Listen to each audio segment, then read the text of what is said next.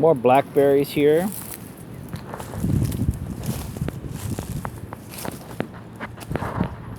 And a couple of stray ones here. Getting into bush country here, so it's harder to tell what's what or where. Definitely more leeks here. More leeks than you can stick a shake at. How about shake a stick at? I assume that there's been some pine trees around here.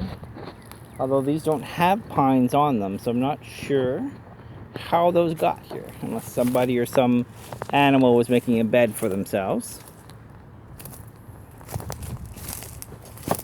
The nice thing, of course, about learning to forage is that it gives you an excuse to hike as well. Kind of a 2-for-1, if you will. This could be grass, but I don't think so. I think it's leeks. Leeks. Leeks.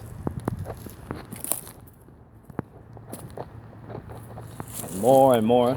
So there's plenty enough, as I said, for you to sample and leave lots behind for the animals. And keep the place safe. Don't litter. Nothing drives me battier than seeing litter in pristine places that have been provided for us. Wonderful cove here in the waterfront. The people that look after the cove here have done an awful lot to try and keep it safe and protected. So thank you to them. And again, yet another reason not to litter, because they spend hours and hours, mostly volunteer time, to make this place for us.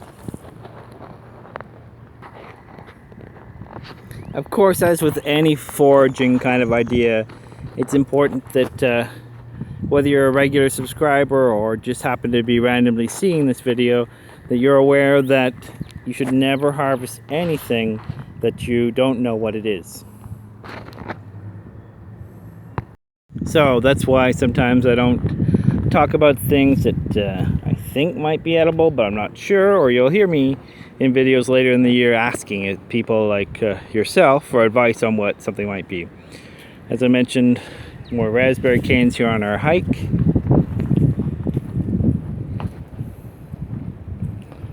Beautiful, beautiful this time of year, seeing everything come back to life from its previous self in hibernation or sleep through the winter. Oh, we have a hole in the ground up here. Somebody has found a home. Don't know whose home it is, but we're not going to disturb it. Maybe it's a groundhog. Groundhog's Day, Groundhog's Day. We're back here in our lovely watershed.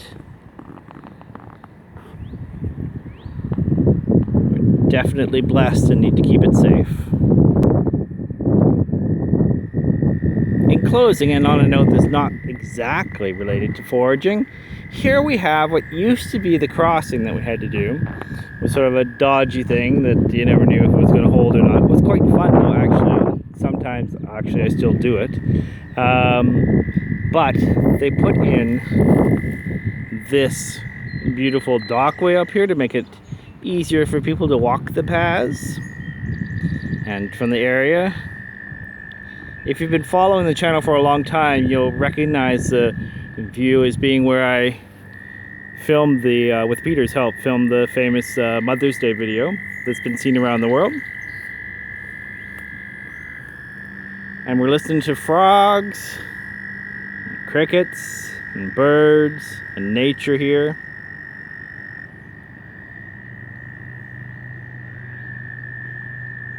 As we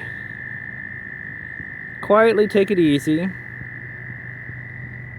and enjoy the bounty here that nature's given to us.